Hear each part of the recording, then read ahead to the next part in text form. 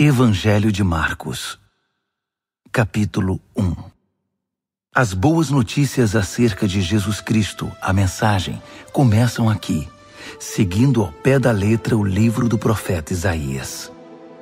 Observem com atenção: enviei meu mensageiro adiante de vocês. Ele preparará a estrada para vocês. Trovão no deserto, preparem-se para a chegada de Deus. Tornem o caminho plano e reto. João o Batista apareceu no deserto pregando um batismo de mudança de vida que leva ao perdão dos pecados. As pessoas se atropelavam para ir a ele, desde a Judéia e Jerusalém, e enquanto confessavam seus pecados, eram batizadas por ele no Rio Jordão, como sinal de uma vida transformada. João vestia uma túnica de pelo de camelo, amarrada à cintura por um cinto de couro. Alimentava-se de gafanhotos e mel silvestre. Sua pregação era esta: o mais importante está por vir. O protagonista deste drama, perante o qual sou um simples figurante, mudará a vida de vocês. Eu os batizo aqui no rio, mudando a velha vida de vocês pela vida no reino. O batismo dele, com o Espírito Santo, irá mudá-los de dentro para fora. Nessa época, Jesus de Nazaré apareceu na Galileia e foi batizado por João no Jordão.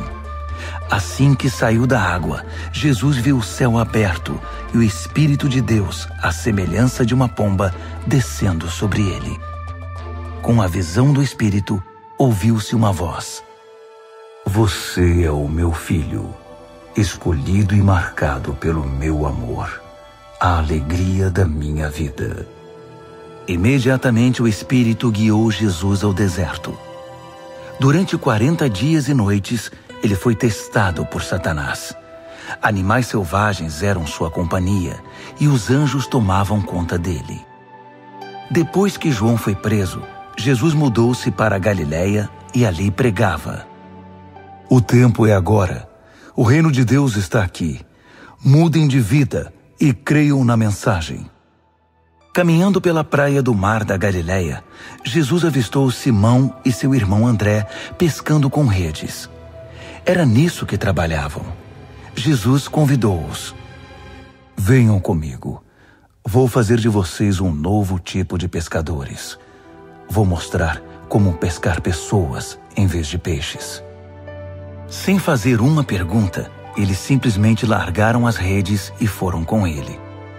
Alguns metros adiante, perto da praia, ele viu os irmãos Tiago e João, filhos de Zebedeu, que estavam no barco consertando as redes.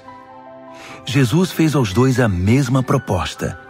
Imediatamente, eles deixaram seu pai, Zebedeu, o barco e os empregados e o acompanharam. Eles entraram em Cafarnaum. Quando o sábado chegou, Jesus foi logo para a sinagoga e passou o dia lá ensinando. O povo ficou admirado com seu ensino objetivo e confiante, sem os sofismas e excitações usados pelos líderes religiosos. De repente, estando ele ainda na sinagoga, a reunião foi interrompida por um homem extremamente perturbado, que gritava: O que você veio fazer aqui conosco, Jesus? Sei o que você veio fazer aqui, Nazareno. Você é o Santo de Deus e veio aqui para nos destruir. Jesus ordenou: Quieto, saia dele. O espírito perturbador agitou o homem, protestou em voz alta e saiu. Os ouvintes, impressionados, cochichavam entre si: O que está acontecendo aqui? Um novo ensinamento com demonstração prática. Ele consegue calar espíritos demoníacos imundos e ainda os expulsa. A notícia correu rapidamente e todos na Galileia ficaram sabendo do incidente. Jesus saiu da sinagoga e foi para a casa de Simão e André, acompanhado por Tiago e João. A sogra de Simão estava de cama, ardendo em febre. Informado disso, Jesus foi até onde ela estava, pegou-a pela mão e a fez levantar-se. Tão logo a febre a deixou, ela foi preparar o jantar para eles. Ao anoitecer, depois do pôr do sol, foram trazidas a ele pessoas doentes e afligidas por espíritos malignos. a cidade inteira fez fila na porta da casa. Ele curou os corpos doentes e as almas atormentadas. Os demônios conheciam sua verdadeira identidade, mas ele não permitia que se pronunciassem. Ainda não havia amanhecido quando ele se levantou e retirou-se para orar num lugar isolado. Simão e os que estavam com ele foram procurá-lo. Eles o encontraram e disseram: "Todos estão à tua procura." Jesus decidiu: "Vamos a outras cidades para que eu possa pregar ali também. Faz parte da minha missão." Assim, por toda a Galileia, ele visitou sinagogas, que era um lugar de reunião, pregando e expulsando demônios. Um leproso aproximou-se dele, ajoelhou-se e implorou: "Se o Senhor quiser, pode me purificar." Emocionado, Jesus estendeu a mão, tocou o leproso e disse: "Quero, fique limpo." A lepra desapareceu na hora. A pele do homem ficou lisa e saudável. Jesus o despediu com ordens estritas: "Não diga nada a ninguém. Apenas se apresente ao sacerdote e leve a oferta de purificação, como Moisés prescreveu, para validar a cura diante da comunidade." Mas assim que se afastou de Jesus, o homem saiu contando a cura que recebera, espalhando a notícia por toda a cidade. Jesus então passou a entrar na cidade de modo mais discreto, pois já não podia fazer isso publicamente. No entanto, ele logo foi encontrado, e o povo corria para ele, vindo de todos os lugares. Marcos, capítulo 2. Passados alguns dias, Jesus voltou para Cafarnaum, e a notícia de que ele havia voltado logo se espalhou. Uma multidão se formou, bloqueando a entrada da casa, de modo que ninguém podia entrar ou sair. Ele estava ensinando a palavra, quando 4 homens apareceram, carregando um paralítico. Eles não conseguiram entrar por causa da multidão. Por isso removeram parte do telhado e desceram um paralítico em sua maca. Impressionado com tanta fé, Jesus disse ao paralítico: "Filho, eu perdoo os seus pecados." Alguns líderes religiosos que estavam presentes começaram a cochichar entre si: "Ele não pode falar assim. Que blasfêmia! Só Deus pode perdoar pecados." Jesus sabia o que eles estavam pensando e perguntou: "Por que se mostram céticos? O que acham que é mais fácil? Dizer, eu perdoo os seus pecados, ou levante-se, pegue sua maca e comece a andar? Pois bem, para que fique claro que sou o Filho do Homem e estou autorizado a fazer uma coisa e outra." Voltou-se para o paralítico e ordenou: "Levante-se, pegue sua maca e vá para casa." E o homem assim fez. Levantou-se, pegou sua maca e saiu andando diante de todos. Eles esfregaram os olhos, custando acreditar no que viam. Mas então louvaram a Deus. "Nunca vimos nada igual!" Jesus foi uma vez mais caminhar à beira-mar. E de novo, uma multidão foi atrás dele para ouvir seu ensino. Caminhando, ele viu Levi, filho de Alfeu, que era cobrador de impostos. Jesus convidou: "Venha comigo." Ele se levantou e passou a segui-lo. Mais tarde, Jesus e os discípulos estavam jantando na casa de Levi, e seus convidados eram pessoas de má reputação. Surpreendentemente, alguns deles se tornaram seguidores de Jesus. Os líderes religiosos e os fariseus, vendo Jesus na companhia daquela gente, foram tomar satisfação com os discípulos. "Que exemplo ele está dando, andando com essa gente desonesta e essa ralé?" Jesus escutou a crítica e reagiu: "Quem precisa de médico? Quem é saudável ou quem é doente? Estou aqui para dar atenção aos de fora, não para mimar os da casa que se acham justos." Os discípulos de João e os discípulos dos fariseus tinham o costume de jejuar. Por isso, alguns foram perguntar a Jesus: por que os seguidores de João e os fariseus adotam a disciplina do jejum, mas os seus seguidores não? Jesus respondeu: numa festa de casamento, vocês não economizam no bolo nem no vinho, porque estão festejando. Depois, poderão até precisar economizar, mas não durante a festa. Enquanto o noivo e a noiva estão com vocês, é tudo alegria. Depois que os noivos forem embora, o jejum pode começar. Ninguém joga água fria na fogueira enquanto tem gente em volta. Essa é a vinda do reino. Ele continuou: ninguém corta um cachecol de seda para remendar uma roupa velha. Usa-se um remendo que combine. Ninguém guarda vinho em garrafas rachadas. Num sábado, Jesus atravessava uma plantação de cereal.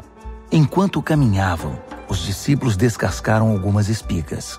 Os fariseus reclamaram com Jesus: seus discípulos estão quebrando as regras do sábado. Jesus reagiu: é mesmo? Vocês nunca leram o que Davi e seus companheiros fizeram quando estavam com fome? Ele entrou no santuário e comeu o pão fresco do altar na frente do sacerdote principal Abiatar, o pão santo que ninguém podia comer senão os sacerdotes, e o repartiu com os companheiros. Jesus acrescentou: o sábado foi feito para o nosso benefício. Não somos escravos do sábado. O Filho do Homem não é escravo do sábado. É o Senhor dele. Marcos, capítulo 3. Depois disso, ele voltou à sinagoga e estava ali um homem que tinha uma das mãos aleijada. Os fariseus estavam de olho para ver se ele iria curá-lo, quebrando o sábado. Ele disse ao homem da mão aleijada: fique aqui, onde todos possam vê-lo. Então ele perguntou aos presentes: que atitude é coerente com o sábado? Fazer o bem ou o mal? Ajudar as pessoas ou deixá-las sem ajuda? Ninguém disse nada. Ele os encarou um a um, indignado com a religiosidade inflexível deles, e então ordenou ao homem: estenda a mão. Ele a estendeu. Ela ficou perfeita. Os fariseus se retiraram imediatamente, discutindo como unir forças com os partidários de Herodes para acabar com Jesus. Jesus partiu com seus discípulos para o mar, só para sair dali. Mas uma multidão imensa foi atrás dele. Gente da Galiléia, da Judéia, de Jerusalém, da Idumeia, da região próxima do Jordão e das vizinhanças de Tiro e Sidom. Um mundaréu de gente desejosa de conhecer ao vivo aquele de quem tanto tinham ouvido falar. Ele recomendou aos discípulos que tivessem um barco preparado. Assim, não seria atropelado pela multidão. Pelo fato de ele haver curado muitas pessoas, todos os que sofriam de algum mal se acotovelavam para chegar o mais perto possível dele e tocá-lo. E no caso dos espíritos malignos, quando o reconheciam, caíam e gritavam: você é o Filho de Deus! Mas Jesus não dava atenção a eles. Fazia-os calar, proibindo-os de dizer em público quem ele era. Ele subiu a uma montanha e convidou alguns para o acompanhar. Foram juntos, e ali ele escolheu 12 e os designou apóstolos. Jesus os reuniu para enviá-los a proclamar a palavra. Também lhes daria autoridade para expulsar demônios. Os 12 são: Simão. Jesus mais tarde chamou Pedro, que significa rocha. Tiago, filho de Zebedeu. João, irmão de Tiago. Jesus passou a chamar os irmãos Zebedeu de Boanerges, que significa filhos do trovão. André, Felipe, Bartolomeu, Mateus, Tomé, Tiago, filho de Alfeu, Tadeu, Simão o Zelote, Judas Iscariotes, que o traiu. Jesus foi para casa e, como sempre, uma multidão se formou em volta. Era tanta gente pedindo ajuda que ele não tinha tempo nem para comer. Alguns parentes, informados da situação, foram tirá-lo de lá, até pela força, se necessário. Eles suspeitavam que Jesus estava perdendo o juízo. Os líderes religiosos de Jerusalém espalharam o boato de que ele estava praticando magia negra, fazendo truques diabólicos para impressionar o povo, mostrando poder espiritual. Jesus contestou a calúnia. Faz sentido um demônio lutar contra outro demônio? Satanás expulsaria o próprio Satanás? Uma família que vive brigando se desintegrará. Se Satanás expulsa Satanás, não irá se destruir? Acham que é possível, em plena luz do dia, entrar na casa de um homem forte e acordado e roubar seus bens sem amarrá-lo primeiro? Amarrem-no e então poderão roubá-lo. Faço aqui uma advertência. Não há nada dito ou feito que não possa ser perdoado. Mas se vocês persistirem nas calúnias contra o Espírito Santo de Deus, estarão deliberadamente rejeitando aquele que perdoa, rompendo relações com aquele que os sustenta. Ele fez essa advertência porque era acusado por eles de ter ligação com o maligno. Naquele momento, sua mãe e seus irmãos apareceram. Estando do lado de fora, mandaram um recado, dizendo que queriam falar com ele. Ele estava cercado pela multidão quando recebeu o recado. Sua mãe e seus irmãos estão lá fora à sua procura. Jesus respondeu: Quem vocês acham que são minha mãe e meus irmãos? Olhando ao redor para cada um dos que estavam sentados à sua volta, ele declarou: Estão bem aqui na frente de vocês. Esses são minha mãe e meus irmãos. Mais vale a obediência que laços de sangue. Quem faz a vontade de Deus é meu irmão, irmã e mãe. Marcos, capítulo 4. Ele voltou a ensinar à beira da praia. A multidão que se formou em torno dele era tão grande que ele entrou num barco perto da praia e assentou-se. Jesus usou o barco como púlpito, enquanto o povo se acotovelava perto da água. Ele ensinava por meio de histórias, muitas histórias. Ouçam, o que vocês acham? Um agricultor estava semeando. Enquanto fazia seu trabalho, algumas sementes caíram pelo caminho e aves as comeram. Outras caíram no meio dos pedregulhos. Brotaram rapidamente, mas não aprofundaram raízes. Com o calor do sol, secaram tão rapidamente quanto haviam brotado. Outras ainda caíram no meio das ervas daninhas. As sementes chegaram a brotar, mas foram sufocadas. Nenhuma sobreviveu. Por fim, algumas, porém, caíram em boa terra e floresceram, produzindo uma colheita que superou todas as expectativas. Vocês estão entendendo? Quando eles ficaram sozinhos, os que eram mais chegados a ele, além dos 12, pediram que ele explicasse a história. Ele disse: Vocês têm o privilégio de conhecer melhor o reino de Deus. Conhecem as suas verdades. Mas para aqueles que ainda não podem ver, tudo é dito por meio de histórias, a fim de guiá-los a discernimentos mais profundos. Essas pessoas são assim. Seus olhos estão abertos, mas não veem nada. Seus ouvidos estão abertos, mas não entendem uma palavra. Recusam-se a voltar-se para Deus para receber perdão. Ele continuou: Entenderam o objetivo da história? Todas as minhas histórias têm o mesmo propósito. O agricultor planta a palavra. Alguns são como a semente que cai à beira do caminho. Assim que ouvem a palavra, Satanás arranca o que foi plantado neles. Outros são como a semente que cai no meio dos pedregulhos. Ouvem a palavra e a recebem com grande entusiasmo. Mas assim como a palavra não cria raízes, a emoção passa ou surge alguma dificuldade, não sobra nada.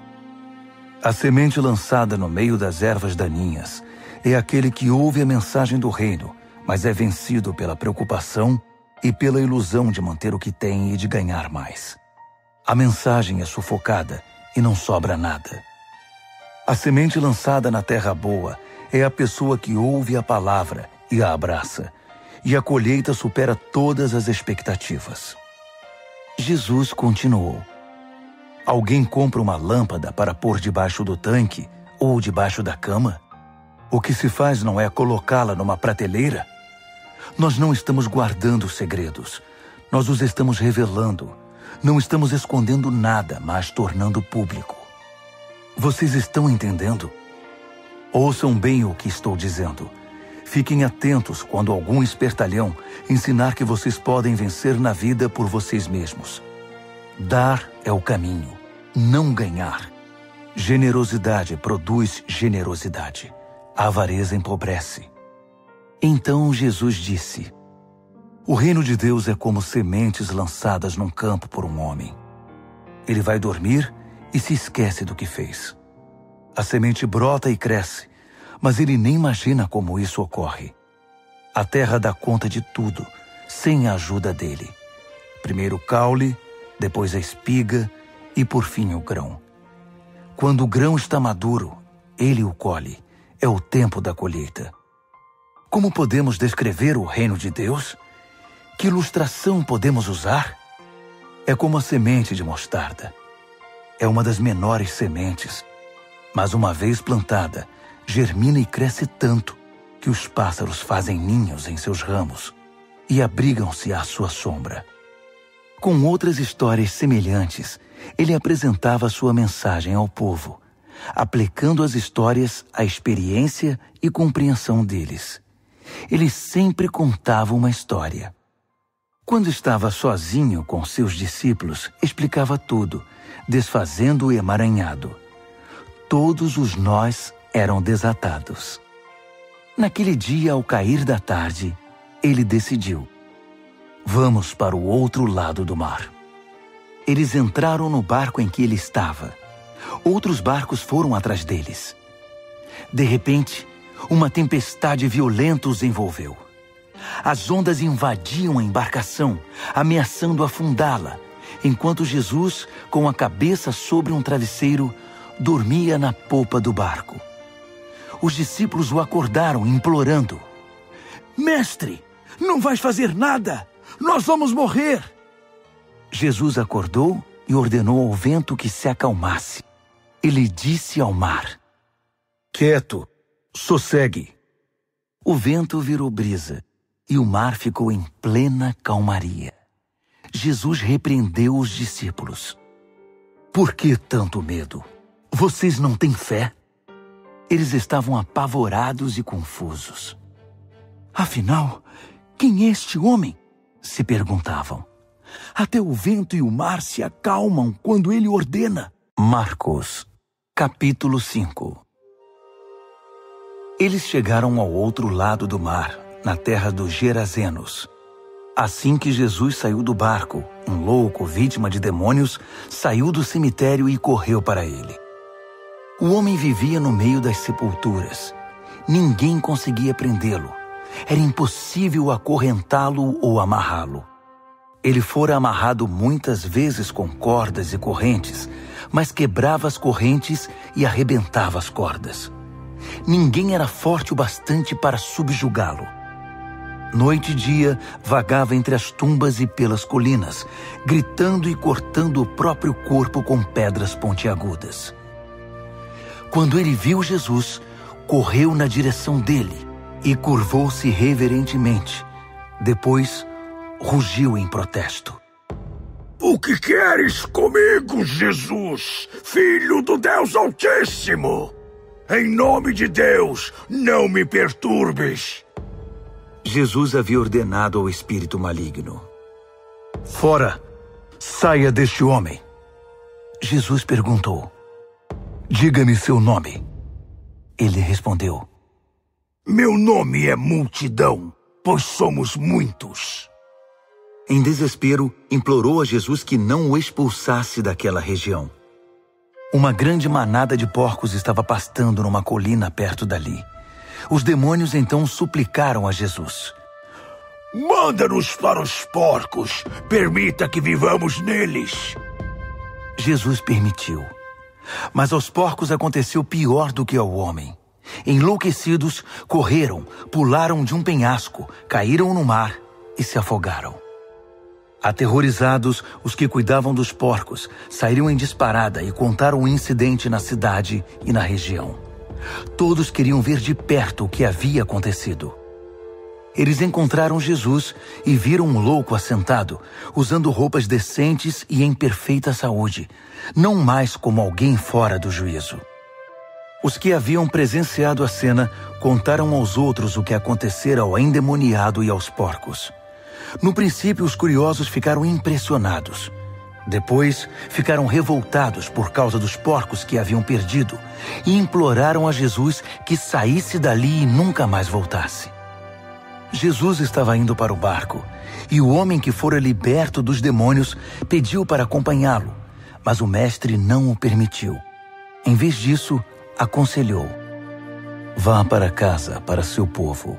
Conte-lhes o que o mestre, num gesto de misericórdia, fez por você. O homem voltou e, na área das 10 cidades, dava testemunho do que Jesus havia feito por ele. Ele se tornou o assunto da cidade. Após a travessia, uma imensa multidão formou-se à beira-mar. Um dos líderes da sinagoga, chamado Jairo, foi falar com Jesus. Ajoelhou-se diante dele e suplicou: minha filhinha está à beira da morte. Vem comigo e impõe as mãos sobre ela para que melhore. Jesus foi com ele, e a multidão inteira os acompanhou, apertando-o e empurrando-o. Uma mulher que estava sofrendo de hemorragia havia 12 anos ouviu falar de Jesus. Muitos médicos haviam tratado dela, mas sem sucesso. Levaram todo o seu dinheiro e a deixaram pior que antes. Ela esgueirou-se por trás dele e tocou sua roupa. Ela pensava: basta eu tocar em sua roupa para ficar boa. No momento em que o tocou, a hemorragia parou. Ela pôde sentir a mudança. Sabia que estava livre daquele mal.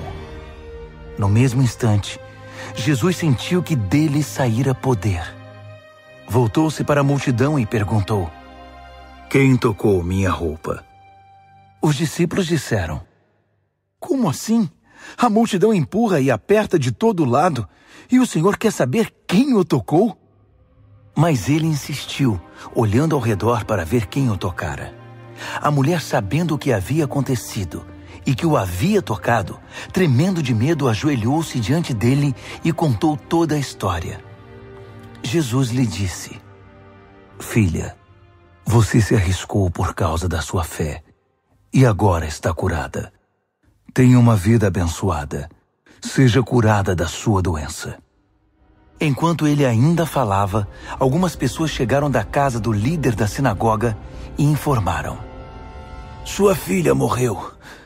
Por que continuar incomodando o mestre? Ouvindo o que diziam, Jesus tranquilizou o homem: não dê atenção a eles. Apenas confie em mim. Ele não permitiu que ninguém fosse com ele, exceto Pedro, Tiago e João. Entraram na casa, abrindo caminho entre os fofoqueiros, sempre ávidos por uma novidade, e pelos vizinhos que haviam trazido comida. Jesus foi ríspido com eles. Por que todo esse falatório e essa choradeira sem sentido? A criança não está morta, está dormindo. As pessoas na casa zombavam dele, achando que ele não sabia o que estava dizendo. Contudo, Jesus dispensou todos eles, chamou o pai e a mãe da criança e seus companheiros e entrou no quarto da menina. Segurando a mão dela, ordenou: Talita, cumi, que significa: menina, levante-se. Ela se levantou e começou a andar. A menina tinha 12 anos de idade. Os pais, obviamente, não continham a alegria, mas Jesus deu ordens estritas para que não contassem nada a ninguém e ordenou: deem a ela alguma coisa para comer. Marcos, capítulo 6. Quando partiu dali, Jesus voltou para sua cidade. Seus discípulos o acompanharam. No sábado, ele começou a ensinar na sinagoga. Os ouvintes ficaram impressionados. Ele é muito bom, comentavam. De onde vem tanta sabedoria, tanta capacidade? Perguntavam-se. Não demorou, porém, já estavam falando mal dele. Ora, ele é apenas um carpinteiro, o filho de Maria. Nós o conhecemos desde menino. Conhecemos também seus irmãos, Tiago, José, Judas e Simão, e suas irmãs. Quem ele pensa que é?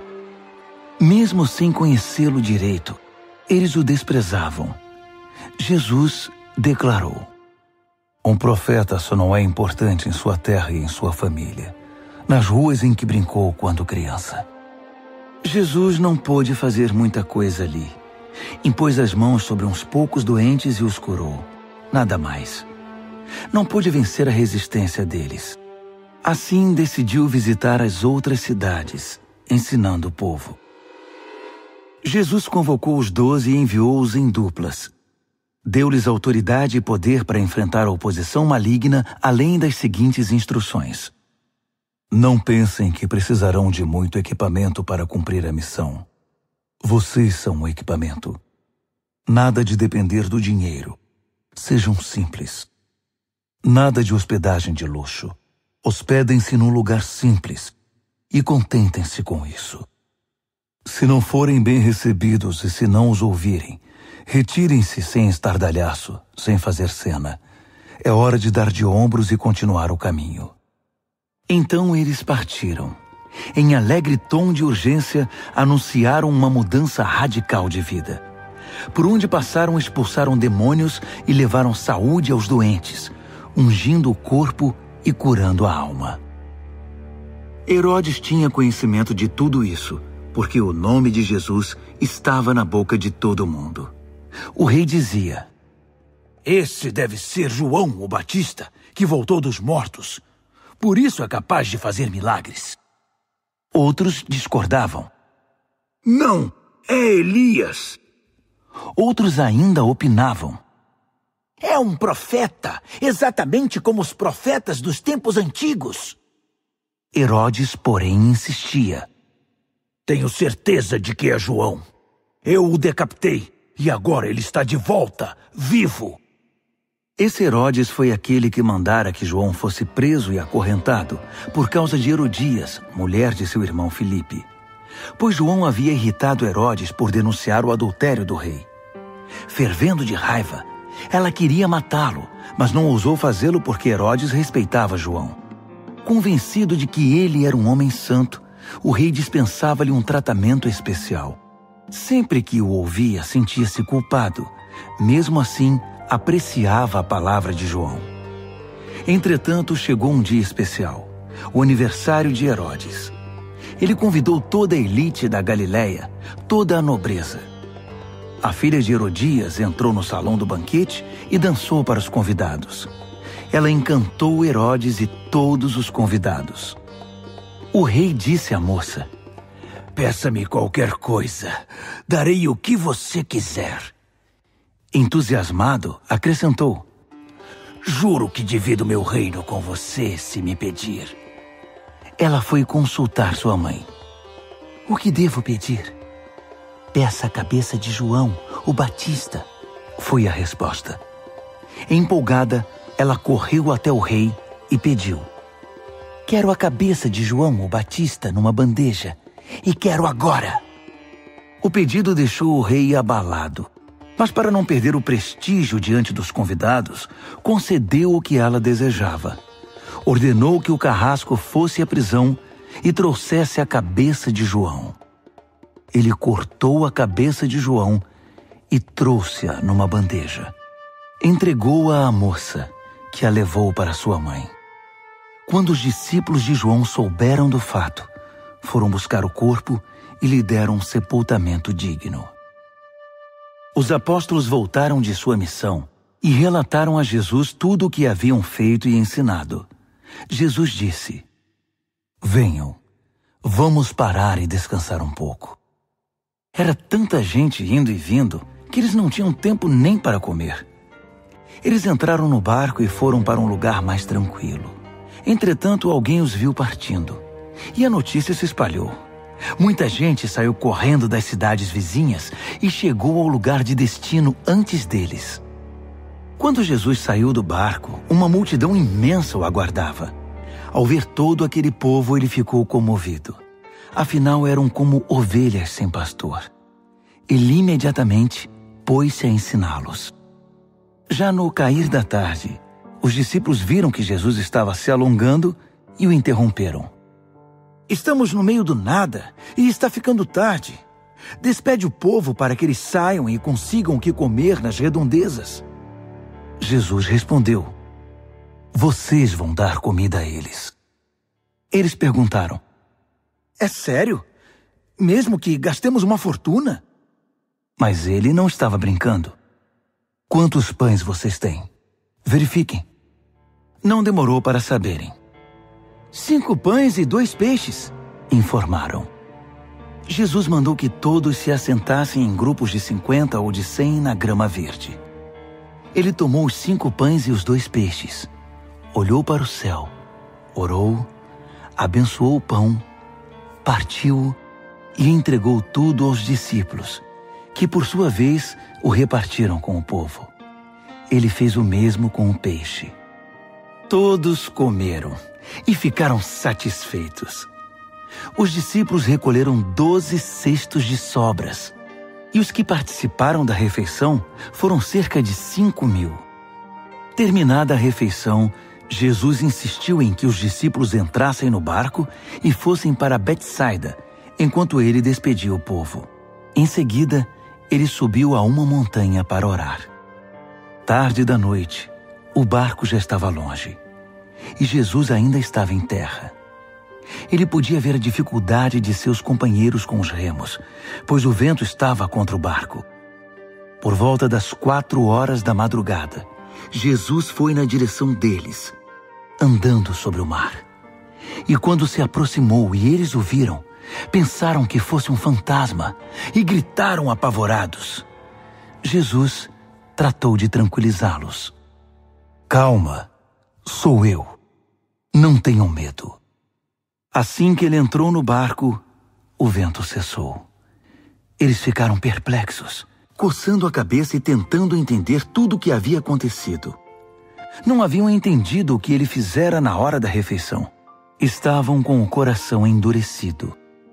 Concluíram a travessia, ancoraram o barco em Genezaré e lá o deixaram. Assim que pisaram em terra, a notícia rapidamente se espalhou. O povo correu até onde eles estavam, trazendo doentes em macas. Para onde quer que ele fosse, aldeia, cidade ou rota de comércio, os doentes eram levados até um local público. Eles imploravam que Jesus lhes permitisse tocar pelo menos na orla de sua roupa. E todos que a tocavam eram curados. Marcos, capítulo 7. Os fariseus e alguns líderes religiosos, vindos de Jerusalém, reuniram-se à volta dele para reclamar que os discípulos dele eram negligentes com as purificações rituais antes das refeições. Os fariseus e judeus em geral jamais participariam de uma refeição sem primeiro proceder ao ritual da lavagem das mãos, principalmente se tivessem chegado da feira, para não mencionar como limpavam canecas, panelas e outras vasilhas. Os fariseus e os líderes religiosos perguntaram: por que seus discípulos desrespeitam as leis, fazendo as refeições sem lavar as mãos? Jesus reagiu: Isaías estava certo a respeito de enganadores como vocês. Ele acertou em cheio. Esse povo faz um grande show, dizendo as coisas certas, mas o coração deles não está nem aí para o que dizem. Fazem de conta que me adoram, mas é tudo encenação. Eles me usam apenas como desculpa para ensinar o que se adapta ao seu gosto, alterando o mandamento de Deus e sempre adotando modismos. Ele continuou: que conveniente, não? Vocês se livram do mandamento de Deus para seguir os modismos religiosos sem serem incomodados. Moisés disse claramente: respeitem seu pai e sua mãe. Disse também: Quem desrespeitar o pai ou a mãe será morto. Mas vocês driblam um mandamento, alegando que é perfeitamente aceitável dizer ao pai ou à mãe: vou ofertar a Deus a ajuda financeira que eu deveria dar a vocês. Assim, vocês se livram da obrigação que têm para com os pais. Vocês anulam a palavra de Deus e a trocam por suas próprias regras. Vocês são especialistas nesse tipo de coisa. Dirigindo-se à multidão, ele acrescentou: ouçam agora, todos vocês. Prestem bastante atenção. Não é o que vocês comem que contamina a vida. É o que sai de vocês. Essa é a verdadeira contaminação. Ele voltou para casa depois de falar à multidão e seus discípulos disseram: não entendemos. O Senhor poderia nos explicar? Jesus respondeu: vocês também? Será que não entendem? Não sabem que o que se come não pode contaminar ninguém? Pois o que se come não vai para o coração, mas para o estômago. É digerido e depois é eliminado. Com isso, Jesus desafiou as minuciosas leis dietéticas dos judeus, afirmando que todos os alimentos podem ser comidos. Ele continuou: o que contamina é o que sai da pessoa. É do coração que vomitamos maus pensamentos, obscenidade, imoralidade, roubo, assassinato, adultério, cobiça, depravação, engano, bebedice, olhar maldoso, calúnia, arrogância, insensatez. Essa é a verdadeira contaminação. Dali Jesus partiu e foi para os arredores de Tiro. Entrou numa casa para não ser encontrado, mas a notícia de sua chegada se espalhou. Ele estava dentro de casa quando uma mulher, cuja filha era perturbada por um espírito maligno, ficou sabendo de sua presença ali. Ela se ajoelhou aos seus pés, implorando ajuda. A mulher era grega, cirofenícia de nascimento, e pediu que ele curasse sua filha. Ele disse: espere sua vez. Os filhos devem ser alimentados primeiro. Se sobrar alguma coisa, os cães poderão comer. Ela foi rápida. Entendo, mestre, mas os cães não comem das migalhas que os filhos deixam cair? Jesus ficou impressionado. Tem razão. Vá para casa. Sua filha não está mais perturbada. A aflição demoníaca se foi. Ela foi para casa e encontrou a filha tranquila na cama, livre daqueles tormentos. Ele deixou a região de Tiro e voltou para o mar da Galileia, passando por Sidom e pelo distrito das 10 cidades. Algumas pessoas trouxeram um homem que não podia ouvir nem falar e pediram a Jesus que impusesse as mãos sobre ele. Jesus tocou nos ouvidos do homem e passou-lhe um pouco de saliva na língua. Então orou, suspirou profundamente e ordenou: Efatá, abra-se. E assim aconteceu. O homem ouvia e falava perfeitamente. Jesus ordenou que mantivessem o fato em segredo, mas eles, entusiasmados, não paravam de falar no assunto. Diziam: ele faz tudo muito bem. Faz até o surdo ouvir e o mudo falar. Marcos, capítulo 8. Foi na mesma ocasião que Jesus outra vez se viu diante de uma multidão faminta. Ele chamou seus discípulos e disse: Estou com o coração partido por causa desta gente. Há 3 dias estão comigo e não tenho o que comer. Não posso mandá-los embora com fome. Vão acabar desmaiando no caminho. Alguns vieram de muito longe. Os discípulos perguntaram: Mas onde vamos encontrar comida suficiente para todos neste lugar deserto? Jesus perguntou: Quantos pães vocês têm? 7 pães, informaram.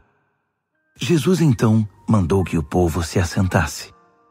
Depois de ter dado graças, tomou os 7 pães, partiu-os e entregou-os aos discípulos para que os repartissem com o povo. Havia também alguns peixes. Ele abençoou os peixes e ordenou aos discípulos que os repartissem de igual modo. Todos comeram à vontade, e foram necessários 7 grandes cestos para recolher as sobras. E os que participaram da refeição foram cerca de 4.000. Depois de despedir a multidão, Jesus entrou no barco com os discípulos e foram para Dalmanuta. Quando chegaram, os fariseus vieram pressioná-lo para que ele desse uma prova de quem era. Desafiado, Jesus perguntou: por que esta geração pede um sinal milagroso como garantia? A verdade é que vocês não terão sinal nenhum. Dali ele voltou para o barco e dirigiu-se para o outro lado do mar. Os discípulos, porém, esqueceram-se de levar pão, exceto por um pedaço. Aproveitando a oportunidade, Jesus aconselhou-os: fiquem de olho no fermento dos fariseus e dos partidários de Herodes. Pensando que ele os repreendia por haverem esquecido o pão, começaram a culpar um ao outro. Percebendo o que se passava, Jesus perguntou: por que estão discutindo por haverem esquecido o pão? Não entenderam ainda? Não conseguem perceber? Não se lembram dos 5 pães que demos aos 5.000? Quantos cestos de sobras vocês recolheram? Eles responderam: 12. E dos 7 pães para os 4.000? Quantos cestos de sobras vocês recolheram? 7. Ele perguntou: ainda não entendem?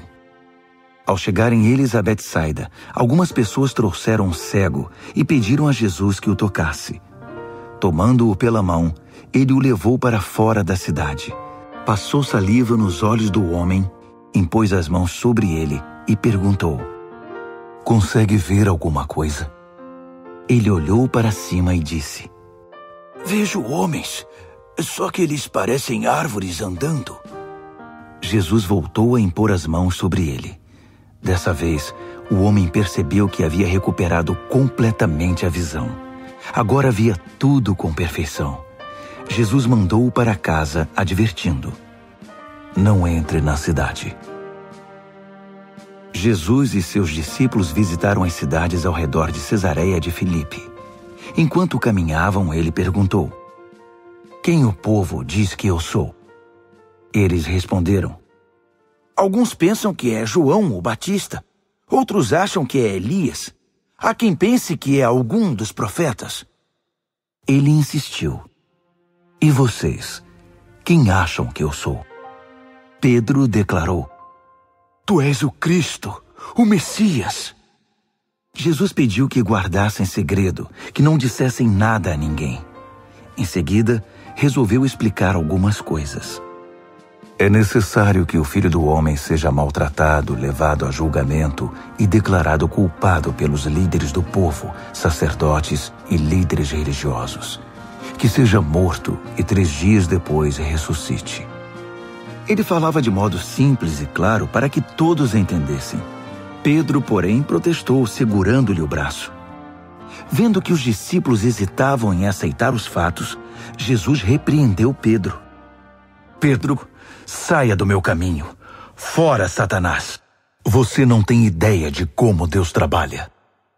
Reunindo uma multidão e seus discípulos, Jesus disse: quem quiser seguir-me, tem de aceitar minha liderança. Quem está na garupa não pega na rédea. Eu estou no comando. Não fujam do sofrimento. Abracem-no. Sigam-me e mostrarei a vocês como agir. Autoajuda não é ajuda. O autossacrifício é o caminho, o meu caminho, para ser realmente salvo. Qual é a vantagem de conquistar tudo o que se deseja e perder a si mesmo? O que vocês teriam para dar em troca da própria alma?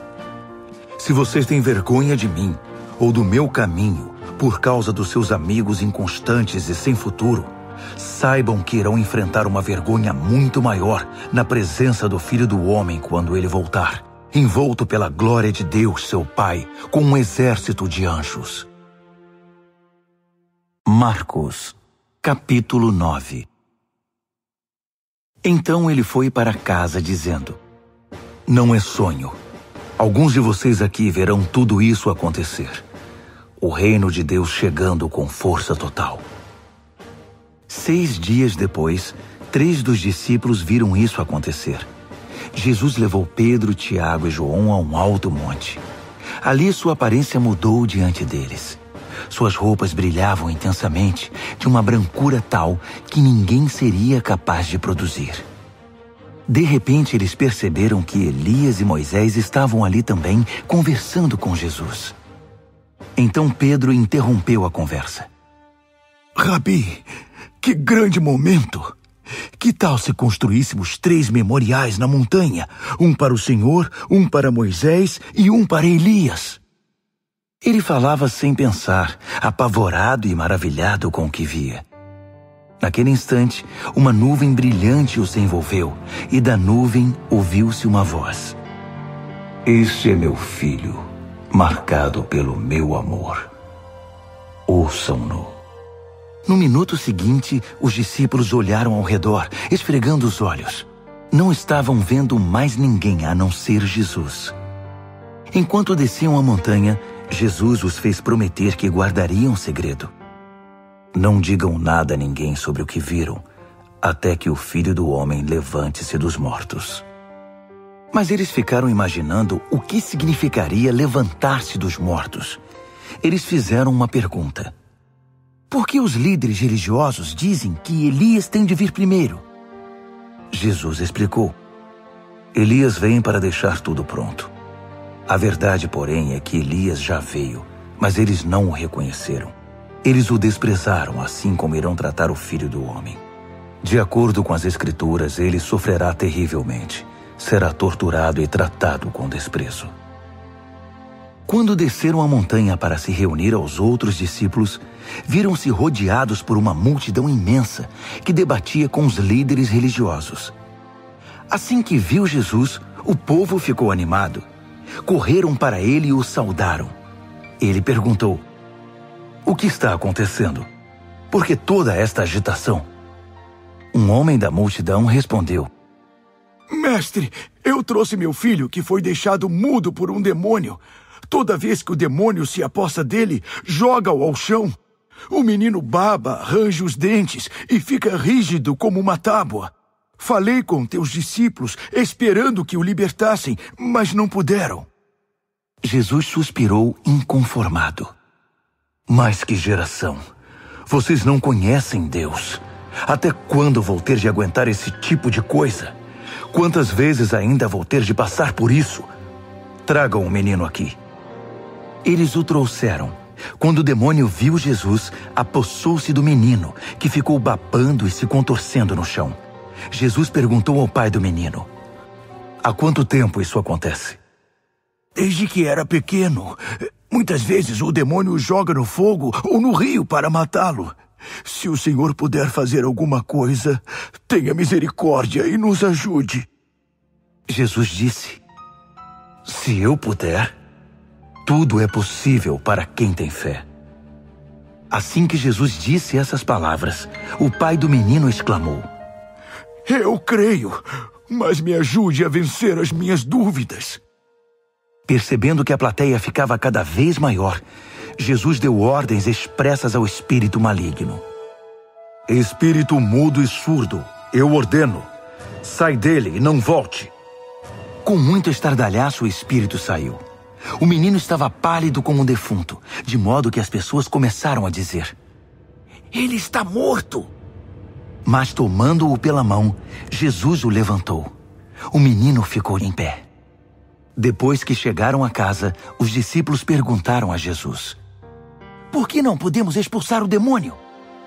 Ele respondeu: não há outro meio de se livrar desse tipo de demônio, a não ser com oração.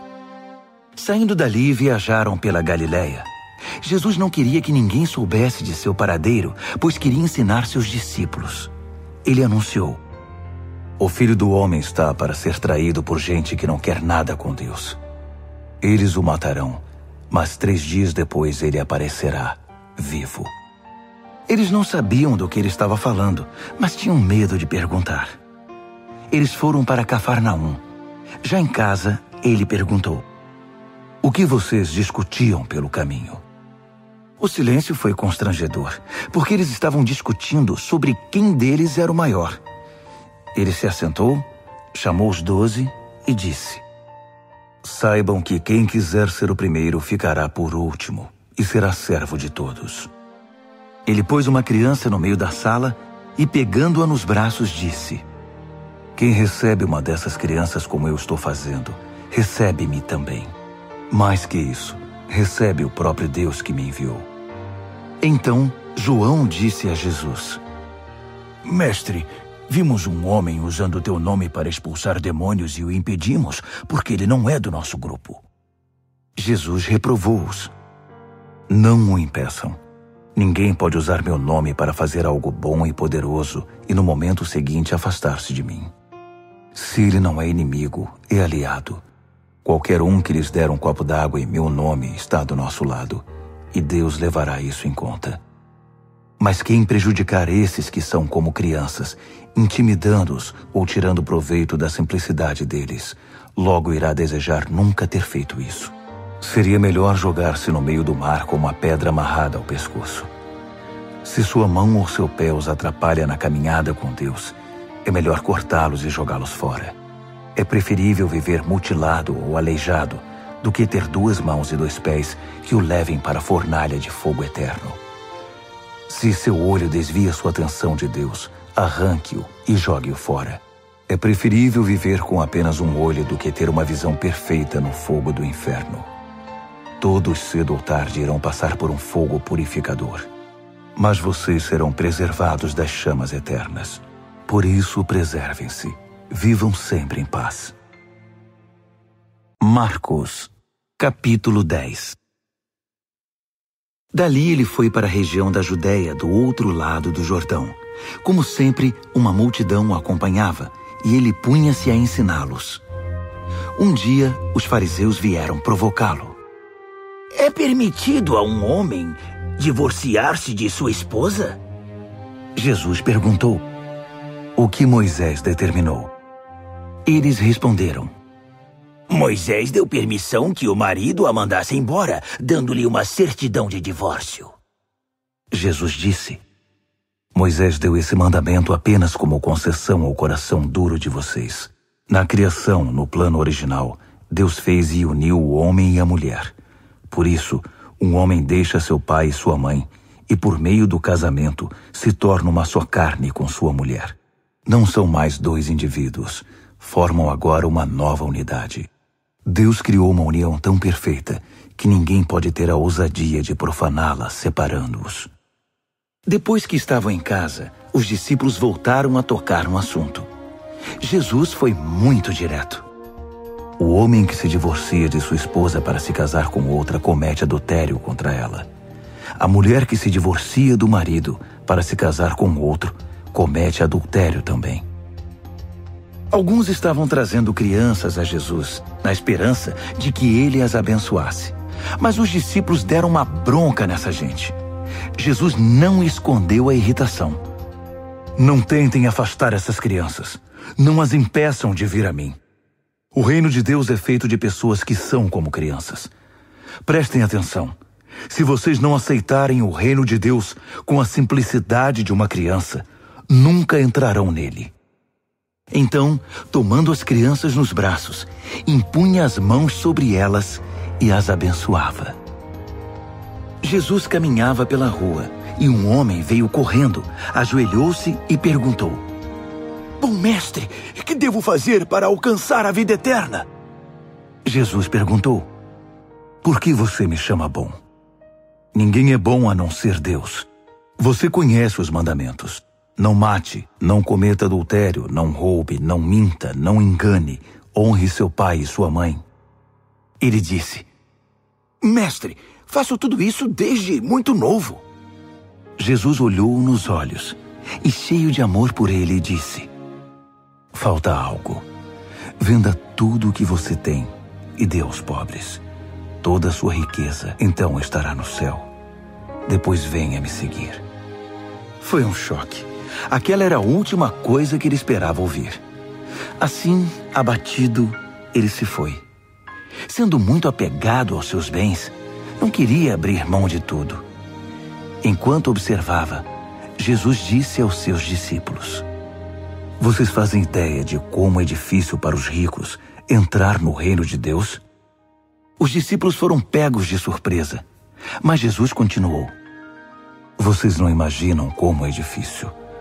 É mais fácil um camelo passar pelo fundo de uma agulha. Os discípulos ficaram chocados. Se é assim, quem tem chance? Perguntaram. Jesus olhou bem firme para eles e disse: Ninguém tem chance se pensam que conseguirão pelo esforço próprio. A única maneira é deixar Deus agir. Só Ele tem o poder de fazer. Pedro então lhe disse: Nós deixamos tudo para te seguir. Jesus disse: Guardem isto. Ninguém que sacrifique casa, irmãos, irmãs, mãe, pai, filhos, propriedades, seja o que for, por minha causa e por causa da mensagem, sairá perdendo. Eles terão tudo de volta, multiplicado muitas vezes em casas, irmãos, irmãs, mães, filhos e propriedades, mas também em problemas. Terão ainda o prêmio da vida eterna. Aí está de novo a grande inversão. Muitos primeiros serão últimos, e muitos últimos primeiros. De volta à estrada, eles foram para Jerusalém. Jesus ia adiante, e eles o seguiam, confusos e um pouco amedrontados. Ele chamou os 12 e disse: Ouçam-me com atenção. Estamos a caminho de Jerusalém. Quando chegarmos lá, o Filho do Homem será entregue aos mestres da lei e aos líderes religiosos. Eles irão condená-lo à morte. Eles o entregarão aos romanos, que irão zombar dele, cuspir nele, torturá-lo e matá-lo. Mas depois de 3 dias, ele se levantará vivo. Tiago e João, filhos de Zebedeu, foram falar com Jesus. Mestre, queremos que o Senhor faça algo por nós. Verei se posso fazer. Eles pediram: Permite que tenhamos os lugares de maior honra na tua glória, um à tua direita e outro à esquerda. Jesus disse: Vocês não fazem ideia do que estão pedindo. Vocês são capazes de beber do cálice que estou para beber e de receber o batismo que estou para receber? Sem dúvida, disseram eles. Por que não? Jesus disse: Pensem nisto. Vocês vão mesmo beber o cálice que eu bebo e ser batizados com o meu batismo. Mas quanto aos lugares de honra, não é comigo. Isso já está decidido. Os outros 10 ouviram a conversa e ficaram indignados com Tiago e João.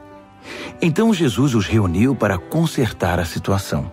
Ele disse: Vocês já devem ter notado como o poder sobe a cabeça dos governantes deste mundo, que logo se tornam tiranos. Vocês não devem agir assim. Quem quiser ser o maior deve se tornar servo. Quem quiser ser o primeiro deve se tornar escravo. É o que o Filho do Homem faz. Ele veio para servir, não para ser servido, e para dar a própria vida para salvar muita gente. Depois de passarem algum tempo em Jericó, Jesus saiu da cidade, seguido pelos discípulos e por uma multidão. E um mendigo cego chamado Bartimeu, filho de Timeu, estava sentado à beira do caminho. Quando ele soube que Jesus o Nazareno passava por ali, começou a gritar: Filho de Davi! Jesus! Misericórdia! Tem misericórdia de mim! Muitos tentaram fazê-lo calar, mas ele gritava ainda mais alto: Filho de Davi! Tem misericórdia de mim!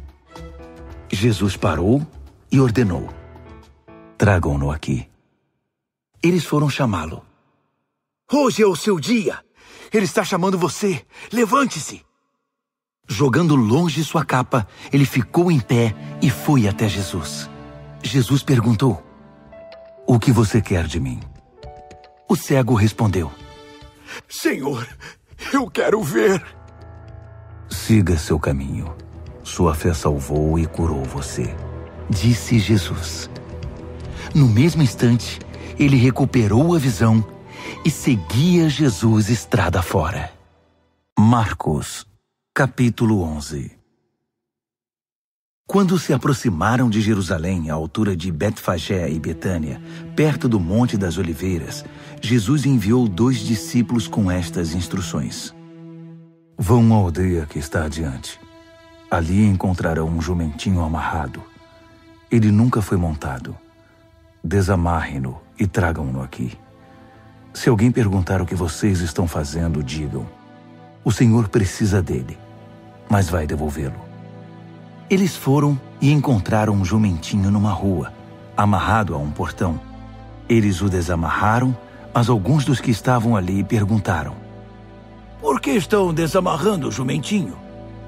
Os discípulos responderam exatamente como Jesus os instruíra, e não foram mais incomodados. Assim, levaram o jumentinho e puseram suas capas sobre ele, e Jesus o montou. Muitos estendiam seus mantos pela estrada, dando a Jesus uma recepção de rei. Alguns lançavam seus mantos na rua, outros espalhavam ramos que haviam cortado nos campos. Havia muita gente por todo lado gritando: Hosana! Bendito é o que vem em nome de Deus! Bendito o reino do nosso pai Davi que está chegando! Hosana nos altos céus! Ele entrou em Jerusalém e foi para o templo. Parou ali para observar o movimento, mas como era tarde, voltou para Betânia com os 12.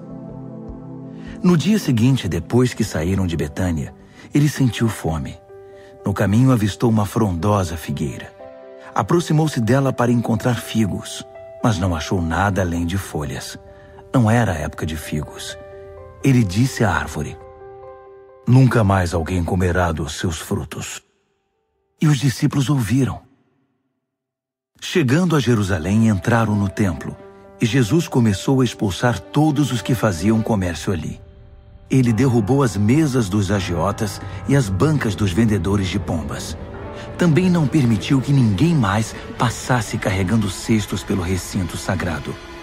Ele explicou suas ações com o seguinte texto: minha casa foi designada casa de oração para as nações, mas vocês a transformaram em ponto de encontro de ladrões. Ao tomar conhecimento desses fatos, os principais sacerdotes e os líderes religiosos decidiram que era a hora de se livrar dele. Estavam em pânico, porque o povo se mostrava encantado com os seus ensinamentos.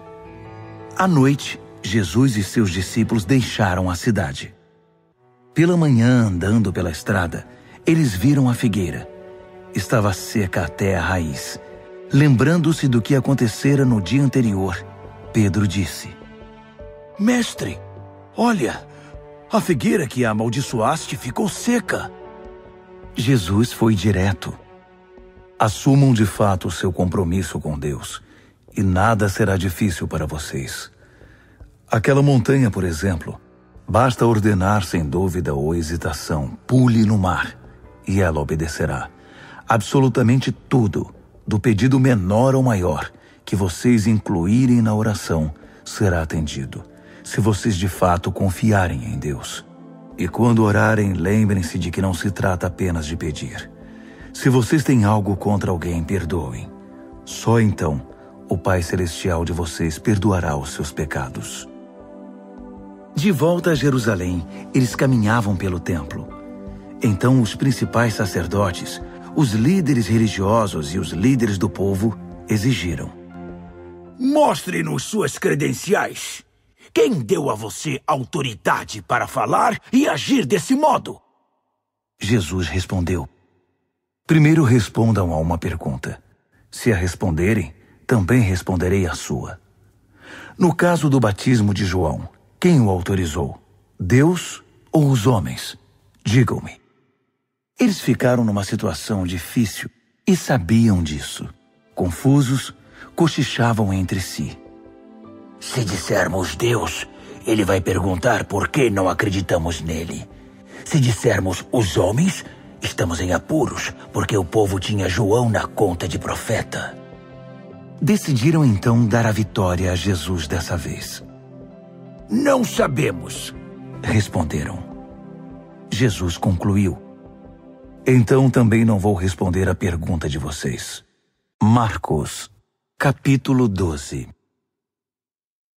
Em seguida, Jesus começou a lhes contar algumas histórias. Um homem plantou uma vinha, cercou-a, fez um tanque de espremer uvas, construiu uma torre de vigilância, arrendou-a aos lavradores e saiu em viagem. Quando chegou a época da colheita, ele enviou um empregado para receber sua parte nos lucros. No entanto, os lavradores o agarraram, espancaram e mandaram embora de mãos vazias. Ele mandou outro empregado que também foi agredido e humilhado. Depois enviou outro, que foi assassinado. O mesmo aconteceu com muitos outros. Uns foram agredidos, outros assassinados. Restava apenas um que podia ser enviado, seu filho amado. Já quase sem esperanças, decidiu enviar o próprio filho, pensando: meu filho eles vão respeitar. Mas os lavradores perceberam a oportunidade. Esfregaram as mãos cheios de cobiça e disseram: esse é o herdeiro. Vamos matá-lo e ficar com a vinha. Então o agarraram e mataram, e depois jogaram o corpo fora da vinha. O que vocês acham que o proprietário da vinha irá fazer? Isso mesmo, vai se livrar dessa gente. Depois arrendará a vinha a outros. E vocês podem confirmar nas Escrituras. A pedra que os pedreiros rejeitaram é agora a principal. Isso é obra de Deus. Nós esfregamos os olhos, custando a crer nisso. Percebendo que o recado era para eles, os líderes religiosos quiseram prendê-lo na hora. Mas como estavam receosos da opinião pública, acharam melhor recuar. Por isso saíram dali tão rápido quanto puderam. Os mesmos líderes enviaram alguns fariseus e partidários de Herodes, certos de que iriam incriminá-lo. Eles disseram: mestre, conhecemos a sua integridade. Sabemos que o senhor não se importa com a opinião popular, não explora seus discípulos e ensina o caminho de Deus com muito zelo. Diga-nos com toda a honestidade, é correto pagar impostos a César? Jesus percebeu de imediato a malandragem e disse: qual a razão desse joguinho? Por que tentam me pegar com essas armadilhas? Vocês têm uma moeda? Deixe-me vê-la. Eles lhe entregaram uma moeda. Quem é este que aparece na moeda? Que nome está gravado nela? César, disseram. Jesus concluiu: deem a César o que lhe pertence e deem a Deus o que lhe é devido. Eles ficaram de boca aberta, sem saber o que responder. Alguns saduceus, o grupo que nega a ressurreição, perguntaram a Jesus: mestre, Moisés escreveu que se um homem morre sem filhos, o irmão dele é obrigado a se casar com a viúva e ter filhos com ela. Pois bem, havia 7 irmãos.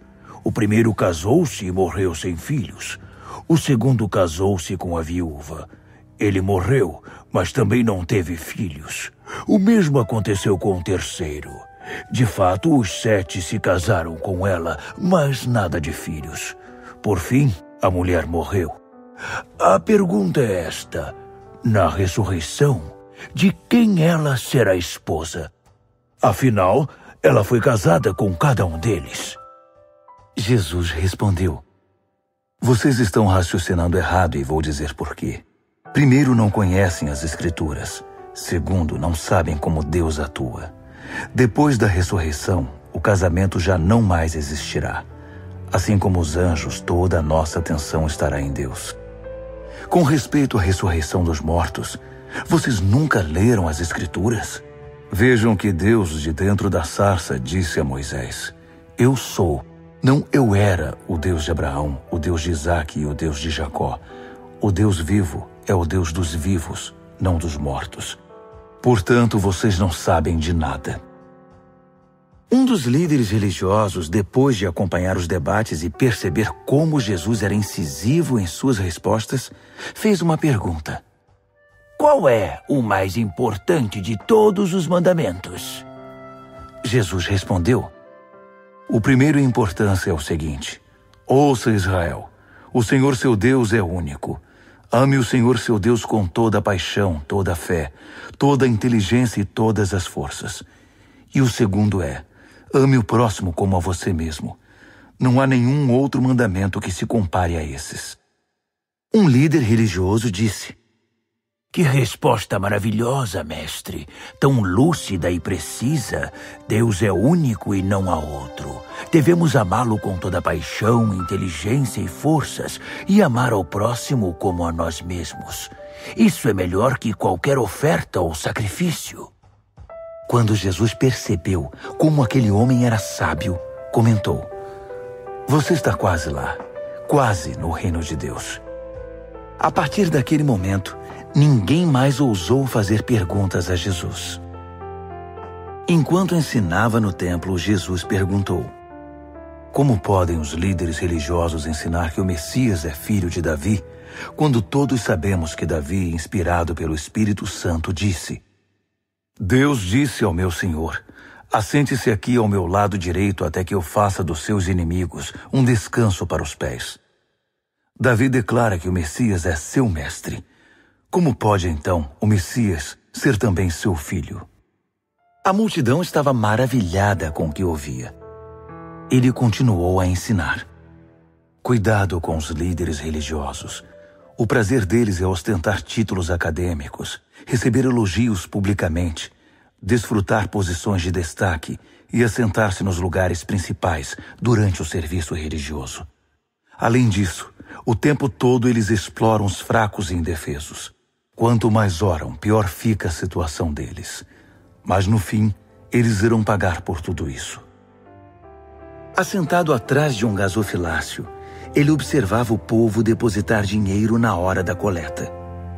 Os ricos faziam ofertas vultosas, mas uma viúva pobre aproximou-se e ofertou 2 pequenas moedas, uns míseros centavos. Jesus chamou os discípulos em particular e comentou: A verdade é que essa viúva pobre deu uma oferta maior que a dos demais. Todos os outros deram do que não precisavam. Ela fez uma extravagância, algo que não podia fazer. Deu tudo o que possuía. Marcos, capítulo 13. Jesus saía do templo quando um dos discípulos chamou sua atenção. Mestre, olhe essas pedras, essas construções. Jesus disse: Vocês estão impressionados com essa arquitetura grandiosa? Tudo isso será um monte de ruínas até a última pedra. Mais tarde, enquanto ele estava sentado no Monte das Oliveiras, num local de onde podia avistar o templo, Pedro, Tiago, João e André foram conversar com ele. Quando essas coisas vão acontecer? Que sinal teremos de que tudo caminha para um desfecho? Jesus explicou: Cuidado com os falsos profetas do fim dos tempos. Muitos líderes com identidade falsa alegarão: Eu sou o Messias. Eles vão enganar muita gente. Quando ouvirem falar de guerras e ameaças de guerra, não entrem em pânico. Serão notícias comuns, não um sinal do fim. Haverá cada vez mais guerras entre as nações e conflitos entre os líderes. Em vários lugares haverá terremotos e fome. Mas tudo isso é nada comparado com o que está por vir. Fiquem atentos, pois vocês serão levados aos tribunais, e tudo irá de mal a pior. Vocês serão torturados, e todos perseguirão os que levam o meu nome. Vocês serão postos como sentinelas da verdade. A mensagem tem de ser pregada em todo o mundo. Quando traírem vocês e os levarem aos tribunais, não se preocupem com o que dizer. Quando chegar o momento, digam o que estiver no coração. O Espírito Santo dará testemunho por intermédio de vocês. Haverá irmão matando irmão, pai matando filho, filho matando os pais. Todos odiarão vocês por causa do meu nome. Fiquem firmes. Isso é necessário. Fiquem firmes até o fim. Vocês não ficarão desamparados, pois serão salvos. Estejam preparados para fugir quando virem a besta da profanação, estabelecida onde nunca deveria estar. Quem lê não terá dificuldade de entender o que estou falando. Quando isso acontecer, se vocês estiverem na Judéia naquele tempo, corram para as colinas. Se estiverem trabalhando no quintal, não voltem para buscar nada em casa. Se estiverem no campo, não voltem para buscar agasalho. As grávidas e as que amamentam sofrerão mais. Orem para que isso não aconteça no inverno. Serão dias difíceis. Nada parecido aconteceu desde que Deus fez o mundo, nem depois haverá. Se esses dias de aflição seguissem o curso normal, ninguém suportaria. Mas por causa dos escolhidos de Deus, a aflição será encurtada. Se alguém anunciar, aqui está o Messias, ou apontar, lá está ele, não caiam nessa. Falsos messias e pregadores mentirosos surgirão aos montes. Suas credenciais impressionantes e seus deslumbrantes espetáculos, se possível, iludiriam até os escolhidos de Deus. Fiquem atentos, pois eu os avisei com antecedência. Após aqueles tempos difíceis, o sol perderá o seu brilho, a lua ficará nublada, as estrelas cairão do céu e os poderes cósmicos sofrerão abalo. Então todos irão ver o Filho do Homem chegar em grande estilo.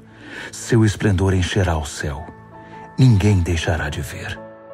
Ele enviará seus anjos, que ajuntarão os escolhidos de Deus dos 4 cantos da terra, desde os lugares mais distantes. Aprendam a lição da figueira. Quando percebem que ela começou a florescer e verdejar, vocês sabem que o verão está chegando. O mesmo acontecerá com vocês. Quando virem os sinais, saberão que não demorará muito. Levem isso a sério. Não estou me dirigindo apenas às gerações futuras, mas a vocês também. Esta era continua até que todas essas coisas aconteçam. O céu e a terra vão desaparecer, mas as minhas palavras jamais. Querem saber o dia e a hora? A verdade é que ninguém sabe, nem os anjos do céu, nem mesmo o Filho, só o Pai. Portanto, fiquem atentos, pois vocês não sabem o momento exato. É como um homem que vai viajar e deixa a casa sob a responsabilidade dos empregados, cada qual com uma tarefa, e põe o porteiro para vigiar. Portanto, permaneçam em seu posto, vigiando. Vocês não sabem a que horas o dono da casa vai voltar. De noite, à meia-noite, ao cantar do galo ou pela manhã. Vocês não vão querer que ele apareça sem aviso e os encontre dormindo no posto. Por isso reforço a advertência. Permaneçam em seus postos. Vigiem. Marcos, capítulo 14. Dali a 2 dias começaria a festa da Páscoa, com 8 dias de duração, e a festa dos pães sem fermento. Os principais sacerdotes e líderes religiosos estavam procurando um modo de prender Jesus e matá-lo.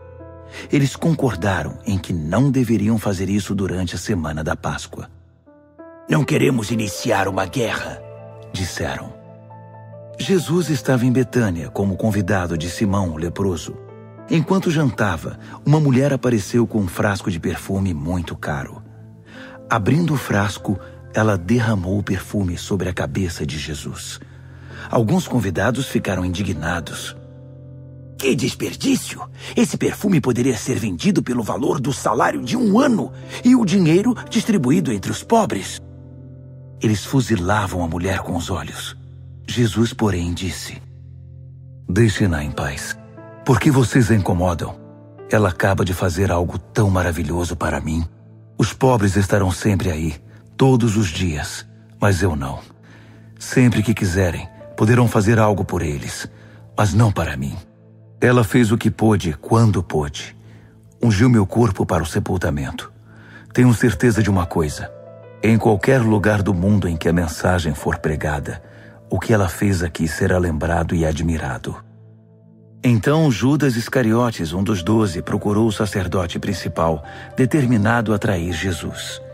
Eles mal podiam acreditar no que ouviam e lhe prometeram uma boa recompensa. Ele ficou apenas esperando o momento certo de entregá-lo. No primeiro dia da festa dos pães sem fermento, dia de preparar o sacrifício da Páscoa, os discípulos perguntaram a Jesus: Onde queres que preparemos a ceia da Páscoa? Ele orientou 2 dos discípulos. Vão para a cidade. Um homem com um jarro de água encontrará vocês. Sigam-no. Perguntem ao proprietário da casa em que ele entrar. O mestre quer saber em qual aposento ele poderá comer a ceia da Páscoa com seus discípulos. O homem mostrará a vocês uma sala no 2º andar, espaçosa, limpa e arrumada. Façam ali os preparativos. Os discípulos foram para a cidade e tudo aconteceu como ele lhes dissera. Eles prepararam ali a refeição pascal. Depois do pôr do sol, ele chegou com os 12. Quando estavam à mesa, Jesus disse: tenho algo difícil, mas importante a dizer. Um de vocês me trairá. Alguém que, neste momento, come comigo. Chocados, começaram a dizer um após o outro: eu não! Ele respondeu: é um dos 12, alguém que come sempre comigo. O Filho do Homem sofrerá a dor da traição, já prevista nas Escrituras. Até aí nenhuma surpresa. Mas ai do traidor do Filho do Homem. Melhor que ele nunca tivesse nascido. Durante a refeição, depois de tomar o pão e abençoá-lo, Jesus o partiu, deu-o aos discípulos e disse: tomem, isto é meu corpo. Tomando o cálice e dando graças a Deus, entregou-o a eles também, e todos beberam. Ele disse: isto é meu sangue, a nova aliança de Deus, derramado em favor de muitos. Não beberei vinho outra vez até o dia em que o beber no reino de Deus. Então eles cantaram um hino e foram para o Monte das Oliveiras. Jesus alertou-os: por causa do que vai acontecer comigo, vocês irão se dispersar. Isso é para cumprir um texto das Escrituras que diz: vou ferir o pastor, e as ovelhas ficarão desorientadas. Mas depois que eu ressuscitar, irei adiante de vocês para a Galileia. Mas Pedro, todo afoito, declarou: ainda que todo mundo fuja, eu não fugirei. Jesus respondeu: não tenha tanta certeza. Ainda esta noite, antes que o galo cante 2 vezes, você vai me negar 3 vezes. Pedro protestou, falando sem pensar: ainda que eu tenha de morrer contigo, jamais te negarei. Todos os outros disseram o mesmo. Então eles foram para um jardim chamado Getsêmani.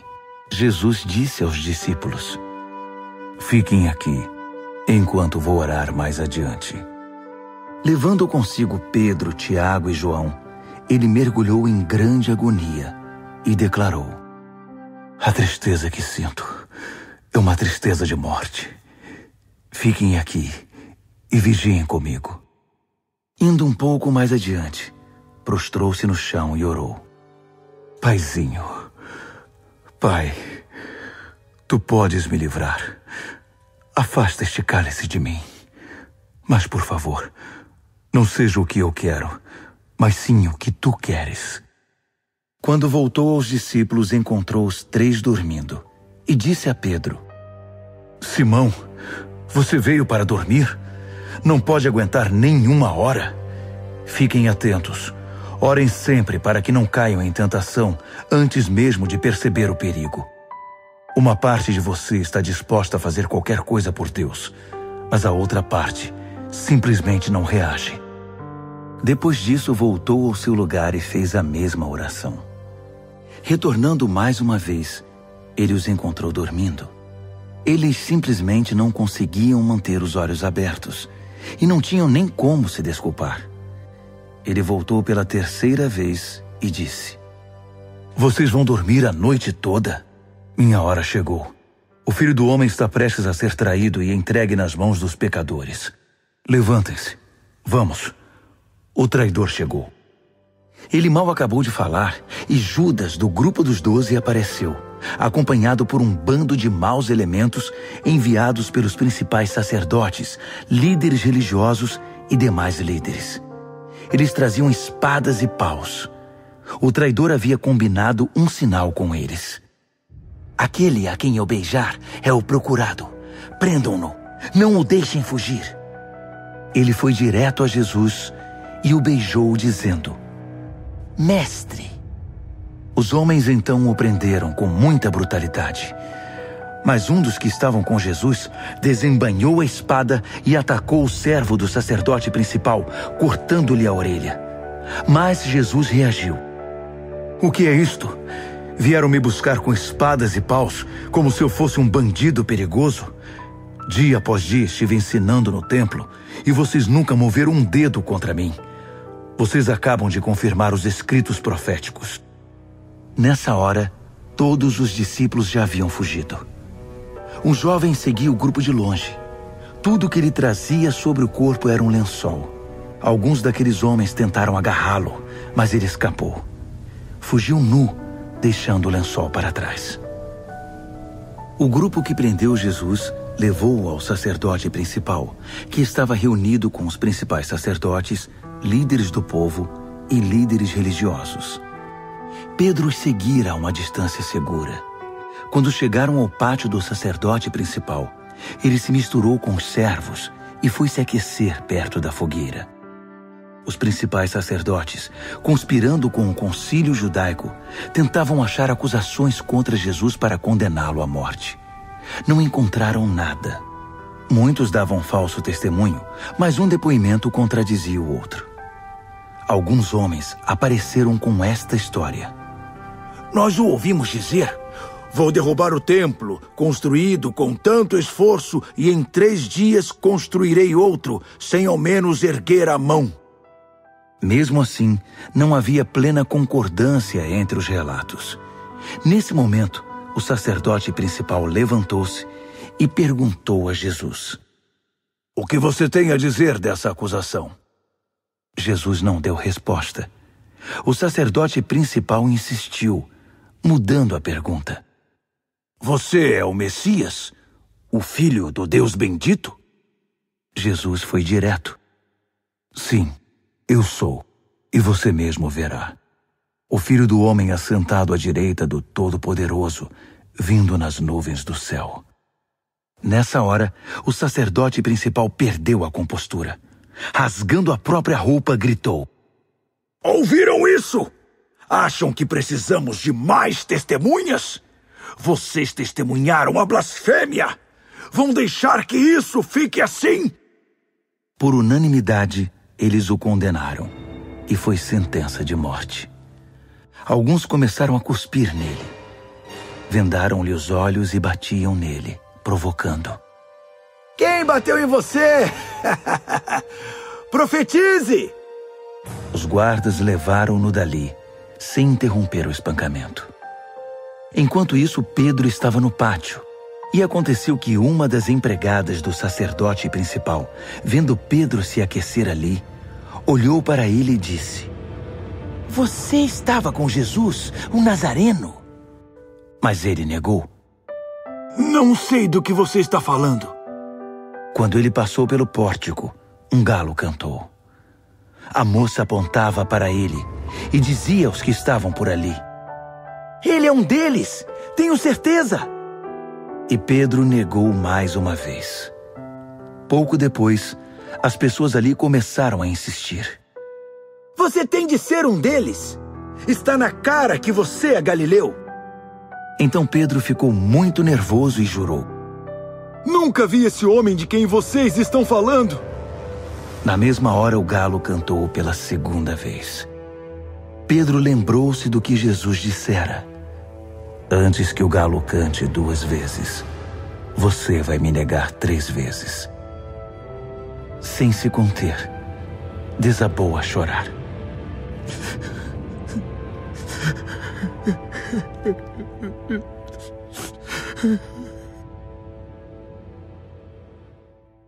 Marcos, capítulo 15. À primeira luz do dia, os principais sacerdotes, os mestres da lei e os líderes religiosos convocaram uma sessão com todo o concílio judaico. Eles amarraram Jesus com cuidado e foram levá-lo a Pilatos. Pilatos perguntou: Você é o rei dos judeus?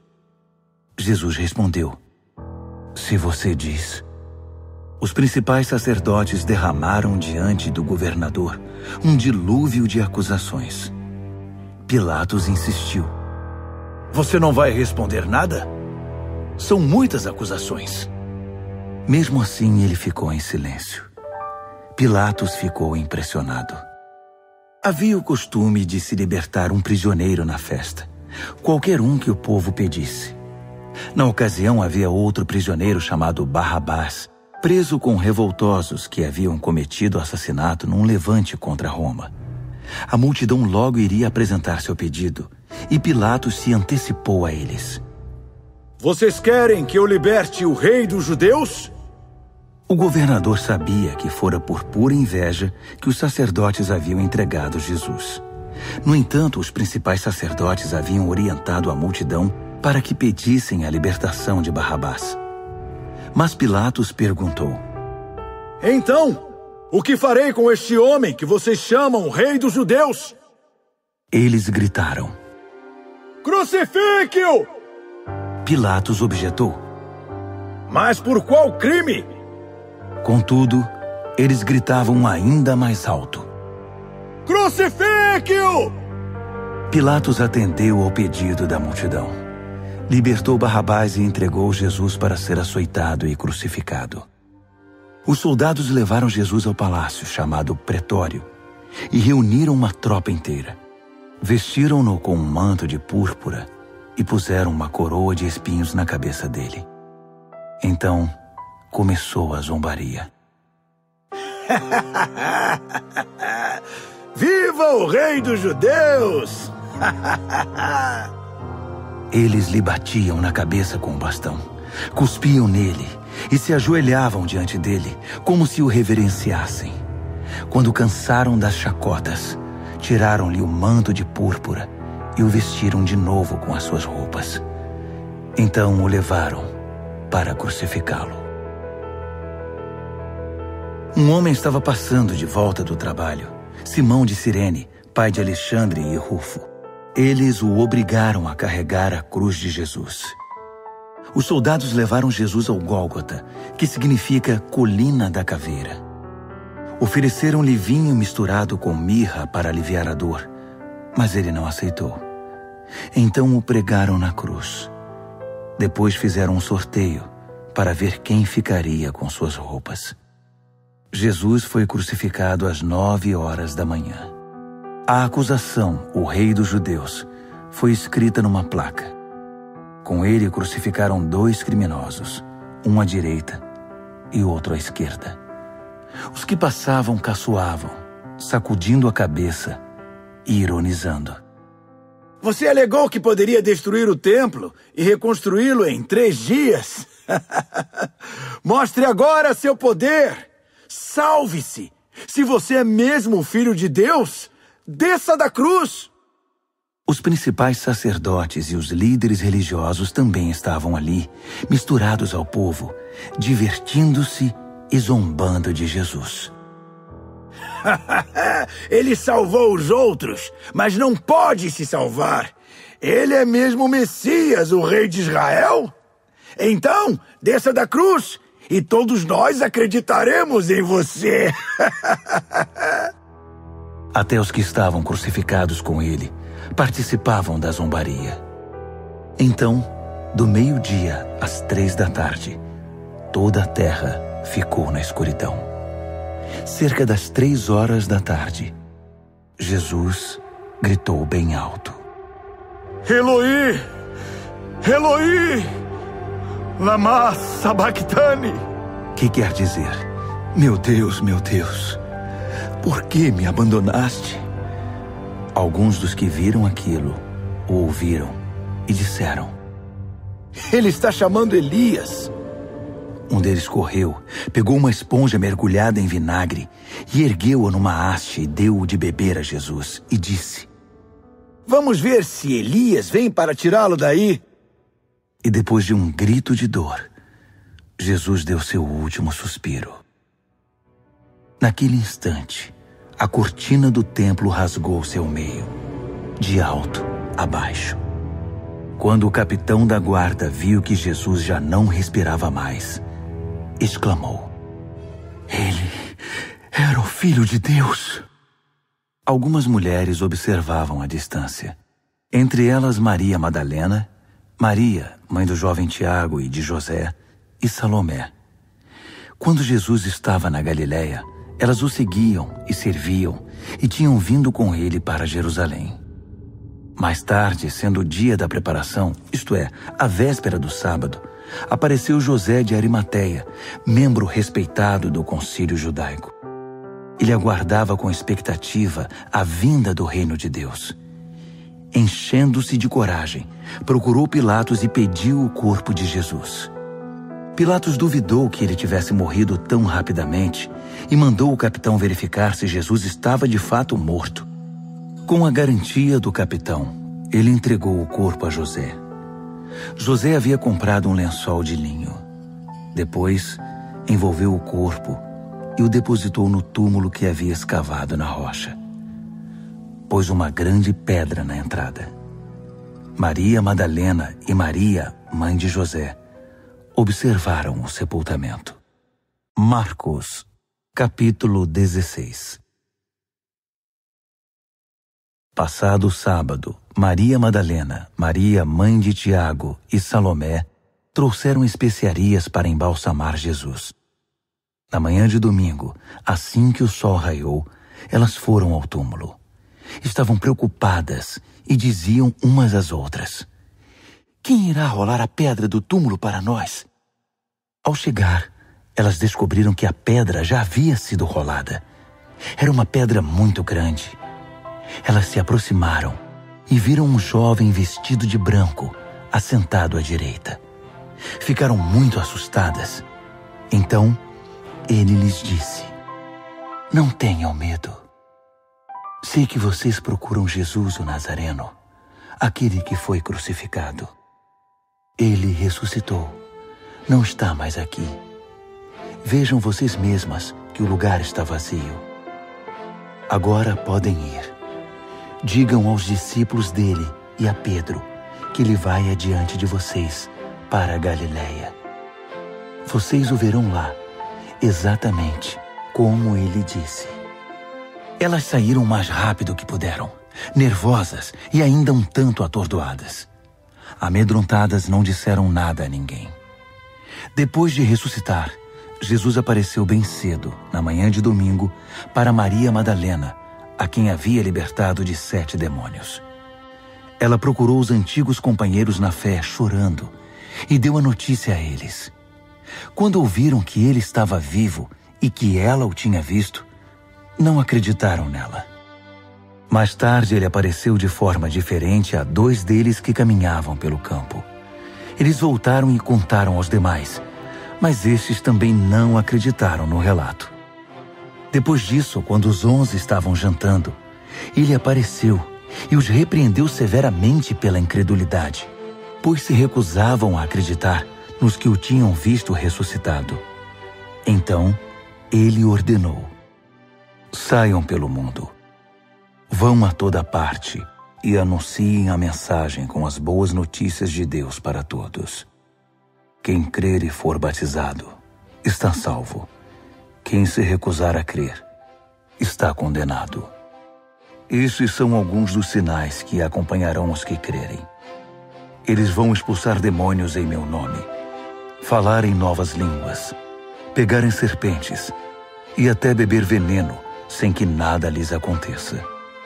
Também vão impor as mãos sobre os enfermos e curá-los." Então o Senhor Jesus, depois de orientá-los, foi elevado ao céu e assentou-se ao lado de Deus no lugar da mais alta honra. Os discípulos saíram por toda parte pregando. O Senhor trabalhava com eles, confirmando a mensagem com provas inquestionáveis.